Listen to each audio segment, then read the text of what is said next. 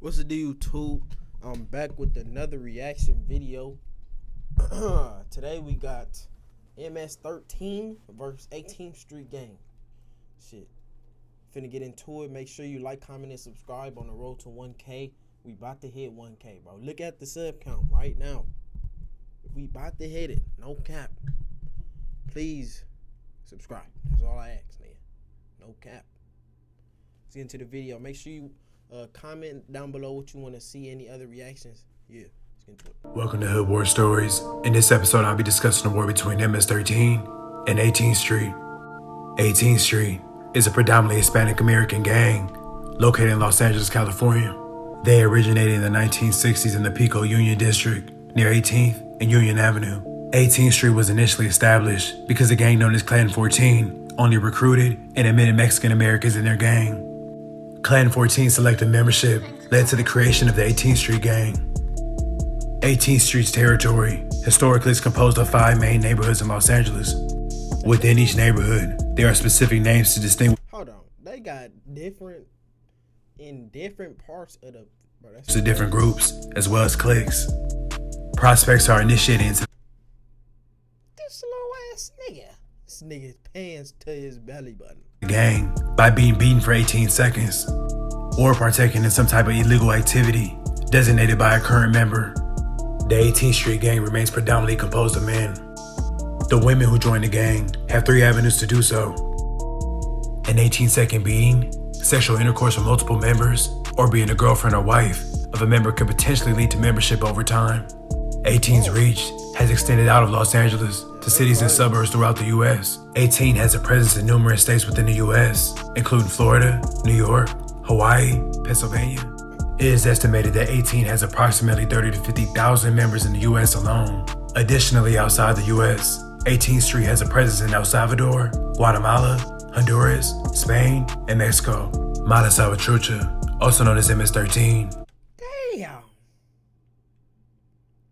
Nah, these niggas is everywhere, bro. is a primarily Salvadorian gang, also located in Los Angeles, California. They originated in the 1980s when Salvadorian refugees escaping the Civil War settled in the Westlake, Pico Union, and Rampart districts just west of downtown Los Angeles. In these neighborhoods, which are among the poorest and most crowded in the city, the already established Mexican gangs will bully and extort the newly arrived Salvadorians. In order to protect themselves, Salvadorian teenagers who had a common interest in heavy metal music banded together into stoner groups. In time, the groups coalesced into a single gang, Mata Salvatrucha. Over time, MS-13 members got involved into drug dealing and turned violence into their specialty. Many of the MS members were teenage veterans of the Civil War and were already hardened and battle-tested. The myth that they were worshippers of Satan made them even more intimidating. They are estimated to have at least 10,000 members in the US, with the majority of them being in Los Angeles, Long Island, New York, and the DMV. An anti-gang crackdown in the late 1990s saw hundreds of early members deported back to Central America, where they established offshoots.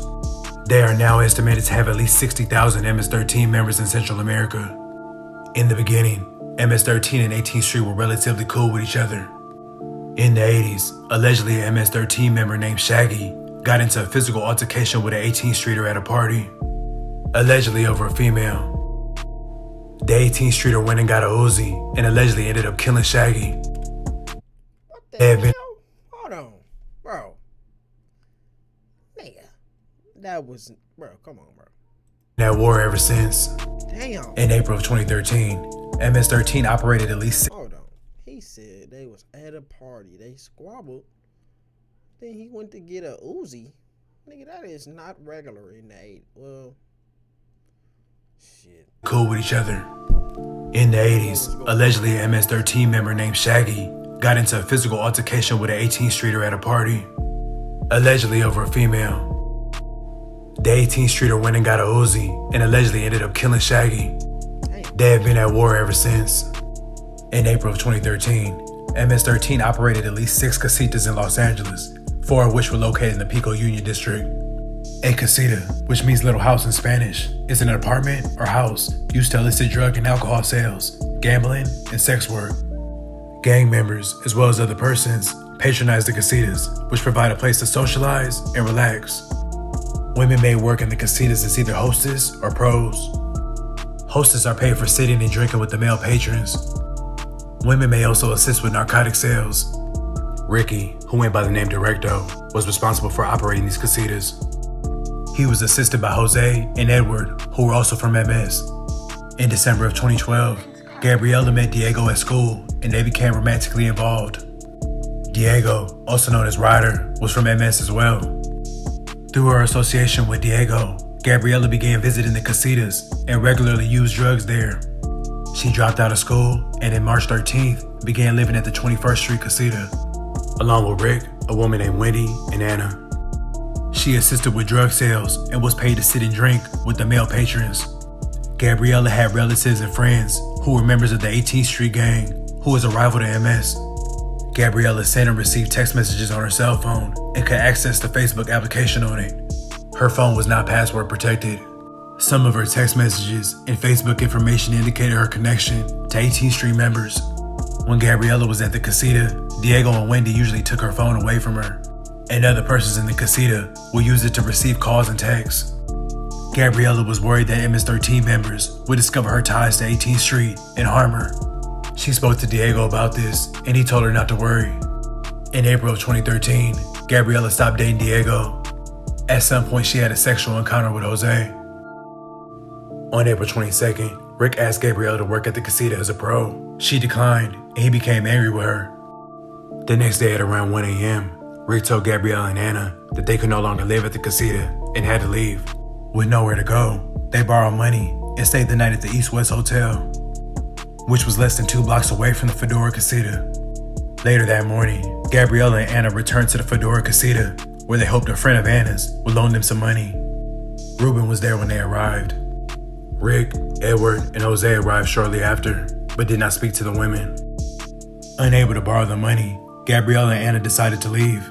As they were exiting, Jose made a hand gesture to Gabriela, which in hindsight, she believed was a warning. Sometime that afternoon, the women walked back to the East West Hotel. As the women walked toward the corner of 8th Street, Edward approached while Jose was on the opposite corner. Edward told Gabriela that she needed to come with him to a meeting. She initially refused, asking why she had to attend if she was not a gang member. Anna, concerned that something was not right, attempted to get Edward to postpone the meeting or allow her to come with Gabriela, but he refused.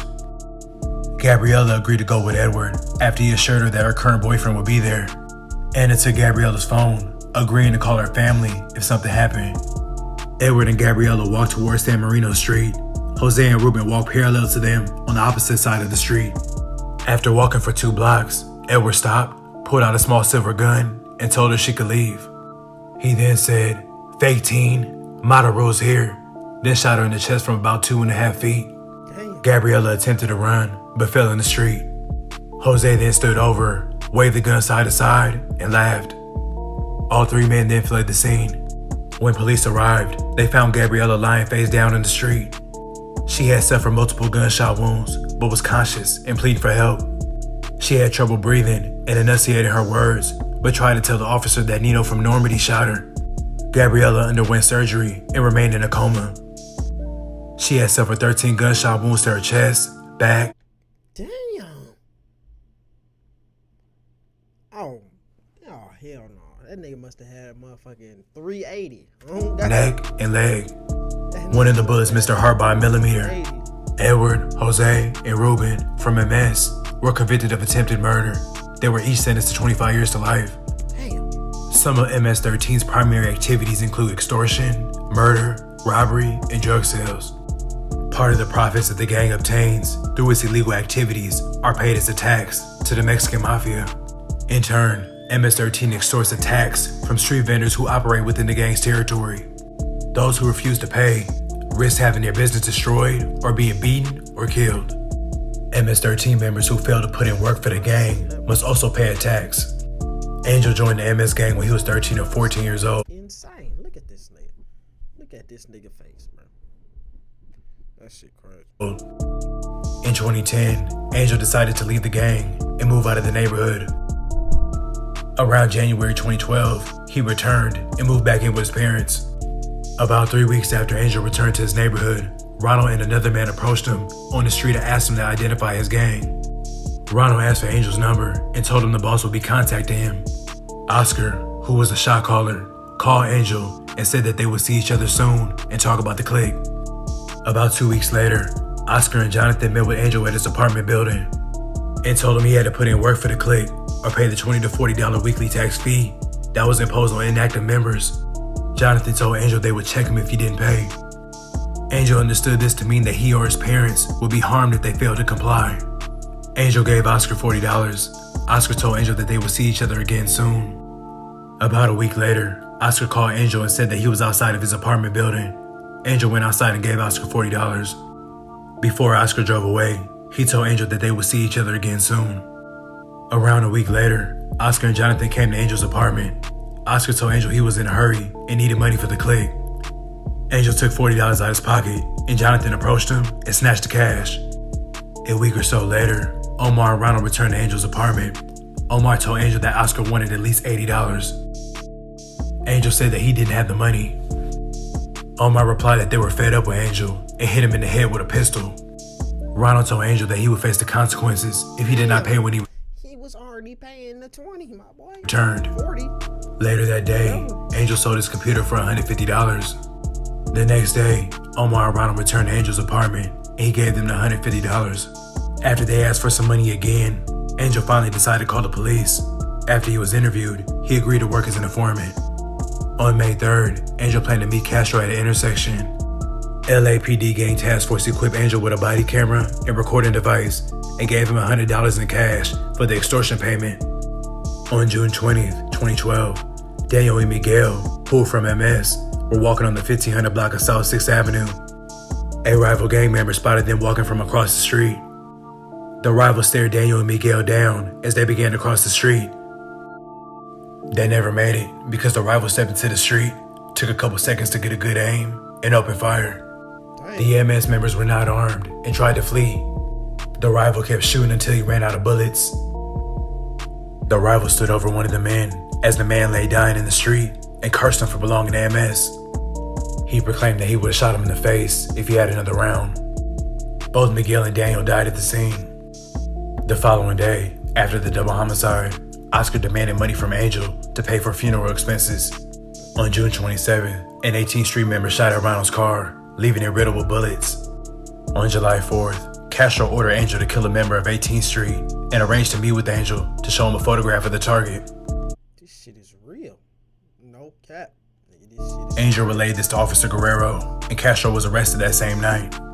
The next day, Oscar and Castro each called Angel and accused him of being a rat. Angel was relocated after it was discovered that a green light had been issued against him. Oscar, Jonathan, Omar, and Ronald were all convicted on 7 counts in conspiracy to commit extortion. They were sentenced to 49 and 42 years to life. On September 21st, 49 years, nigga, what?